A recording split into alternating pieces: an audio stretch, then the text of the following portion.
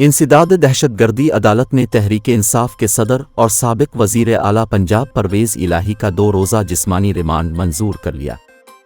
Islamabad police ने परवेज़ इलाही को इंसदाद दहशतगर्दी अदालत के ड्यूटी जज शाहरुख अर्जुमंद की अदालत में पेश किया, जहां दौरान समाअत पुलिस ने परवेज़ इलाही के जिस्मानी रिमांड की इस्तदा की। परवेज़ इलाही के वकील सरदार अब्दुल राज़िक ने कहा कि पुलिस की जिस्मानी रिमांड की इस्तदा में तफ्तीश का कोई जिक्र ही नहीं।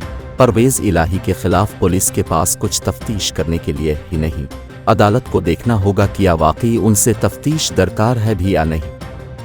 वकील सफाई का कहना था कि सूरत हाल ऐसी है कि कल वकला एक दूसरे की जमानतें करवा रहे होंगे। शाह महमूद का मैं वकील था, इसी केस में जमानत कन्फर्म हुई। परवेज़ इलाही की शनाख्त परेड की भी ज़रूरत नहीं, मुल्क उन्हें जानता है।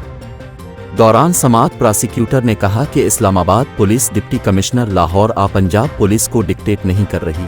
इस्लामाबाद हाई कोर्ट ने दीगर मुकदमे में गिरफ्तारी के हवाले से कोई फैसला नहीं दिया। परवेज़ इलाही मार्च में दर्ज मुकदमे में इस्लामाबाद पुलिस को दरकार थे, इसलिए सबूतों को इकट्ठा करना है। मुखबिर ने मुद्दई को बताया कि परवेज़ इलाही शामिल थे। प्रोसिक्यूटर ने मौक़िफ़ अपनाया कि डंडा, गाड़ियाँ, मददगार अफराद वगैरह के हवाले से परवेज़ इलाही का जिस्मानी रिमांड दरकार है और उनको कानून के मुताबिक गिरफ्तार किया गया है। बाद अज़ा अदालत ने फ़रीक़ैन के दलाइल सुनने के बाद पुलिस की इस्तदा मंजूर करते हुए परवेज़ इलाही का 2 रोज़ का जिस्मानी रिमांड मंजूर कर लिया। अदालत ने परवेज़ इलाही की फैमिली से मुलाकात कराने की दरख्वास्त मंजूर करते हुए उन्हें 8 सितंबर को दोबारा पेश करने का हुक्म दिया है।